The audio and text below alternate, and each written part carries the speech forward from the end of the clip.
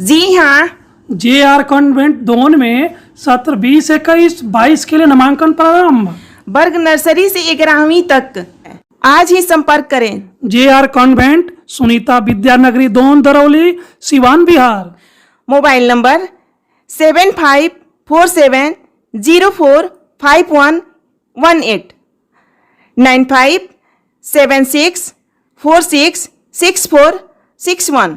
नमस्कार, मैं हूं राजेश पांडे। आप देख रहे हैं श्री नारद मीडिया। नारद मीडिया की टीम इस समय सिवान जिला के दरौली प्रखंड के अंतर्गत ये करूम पंचायत में है। करूम पंचायत का ये तरुणी गांव है। हमारे साथ इस पंचायत से एक मुखिया के प्रत्याशी हैं। आपको भक्त भारतेंदु के नाम से लोग जानते हैं, ऐसे आपका नाम भारतेंदु कुशवाहा जी है। इनसे हम कुछ इस पंचायत के तहत कुछ प्रश्न करेंगे। सबसे पहले आप ये बताइए, आपका जो ये पंचायत है इसके तहत आपका भौगोलिक क्षेत्र क्या है? कौन कौन से गांव इसमें है? इसमें हमारा गांव तरिवनी है और तरुवन है, बावना है और क्रोम है, मझवलिया है, परसिया है और ओइनी है, पतौआ भी है। कुल मिला के 8 गांव हैं। हाँ, 8 गांव है। अच्छा, आप पहली बार चुनाव लड़ रहे हैं। आप काफ़ी युवा हैं और आप बड़े जोश खरोश के साथ मैदान में उतरे हैं। आप ये इस 8 गांवों का दौरा करते होंगे। क्या यहाँ की सामान्य समस्याएं हैं 8 गांवों में? 8 गांव में सामान्य समस्या यह है कि छोटा मोटा, जैसे किसी का निवास बनाना हुआ, किसी का आधार बनाना हुआ, किसी को मतलब राशन कार्ड नहीं है, तो किसी को स्वास्थ्य कार्ड के लिए मतलब ज़रूरत है कि जो अपना इलाज करा सके, वो नहीं बना है। जिसको चाहिए उसको नहीं मिला है, जिसको नहीं चाहिए उसको मिल गया है। छोटा मोटा नली की आवश्यकता है, गली की आवश्यकता है, यह अधूरा पड़ा हुआ है। अधूरा पड़ा हुआ है जी। सबसे पहले आप ये बताइए कि क्या भारत सरकार के तरफ से, बिहार सरकार के तरफ से जो पैसा सिवान से होते हुए दरौली प्रखंड के अंतर्गत आता है वो क्या पंचायत में नहीं पहुंच रहा है, जिसकी वजह से जो विकास दिखना चाहिए वो नहीं दिख रहा है? क्या कमी है? पंचायत में पहुंच रहा है लेकिन उसका सही सदुपयोग नहीं हो पाता है। मान लीजिए कॉलोनी ही मिला तो कॉलोनी जिसको आवश्यकता है उसको नहीं मिला, जो पैसा दे देता है उसका कॉलोनी मिल जाता है। जैसे लैट्रिन है, जो शौचालय का पैसा 12,000 मिलता था, जो 2,000 दिया उसका मिला, जो 2,000 नहीं दिया उसको नहीं मिला। ऐसे कुछ लोग हैं कि जिसके पैसे लेते हैं उसका करते हैं, नहीं तो नहीं करते हैं यहाँ पर मतलब।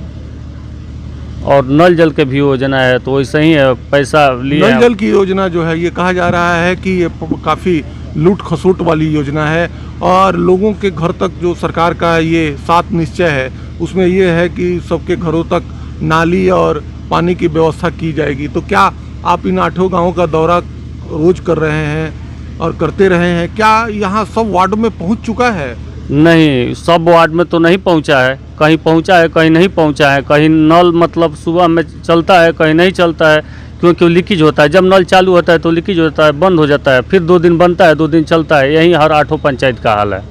ये सरकार बिजली पे और सड़क पे बहुत दावा करती है, कह रही है कि हम तो बिजली पहुंचा दिए हैं घर घर, और सड़कों की स्थिति भी अच्छी है। क्या आप कहेंगे जो ये 8 जो गाँव है आपके पंचायत के तहत?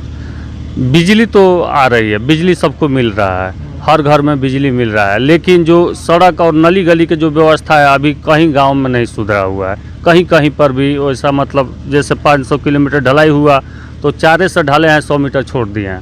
ऐसे ऐसे हर जगह अधूरा पड़ा हुआ है काम। देख लीजिएगा, आप घूमेंगे तो हम दिखा देंगे हर पंचायत में कैसे बना हुआ है।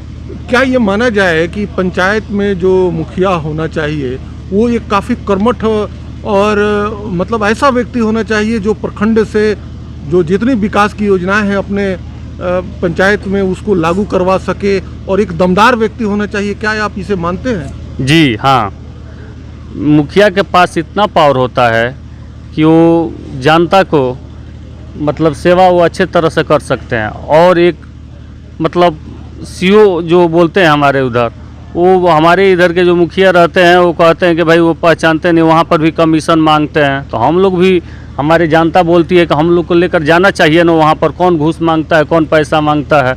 लेकिन ऐसे प्रतिनिधि नहीं करते हैं और यहाँ की पंचायत के लोग जो जनता है वो बदलाव चाहती है और बदलाव के मूड में लोग हैं। भक्त जी, आप युवा हैं, आप अपनी वृत्ति के लिए या अपने जीवन के लिए कोई और पेशा चुन सकते थे, लेकिन आपने समाज सेवा का पेशा क्यों चुना? ये व्यक्तिगत सवाल है आपसे। देखिए सर, हम शुरू से ही पेड़ लगाओ देश बचाओ का नारा दिए थे। आज से 20 वर्ष पहले जब हमारा उम्र 15 से 16 वर्ष था, उस समय हम पौधे लगाते थे और लोगों को कहते थे कि पेड़ लगाइए और देश को बचाइए, यानी ऑक्सीजन की कमी नहीं रहे। जो आज इस समय हमारे देश के प्रधानमंत्री और राज्य के मुख्यमंत्री हरियाली योजना चलाए हुए, वो हम 15 वर्ष पहले चलाकर छोड़ दिए हैं। वो हम लोग की एक कमेटी थी, अपने पैसे से लोग को पौधा लगाते थे जगह यानी आप जगह, शुरू से समाज सेवा के शुरू से ही समाज सेवा के प्रति समाज सेवा के।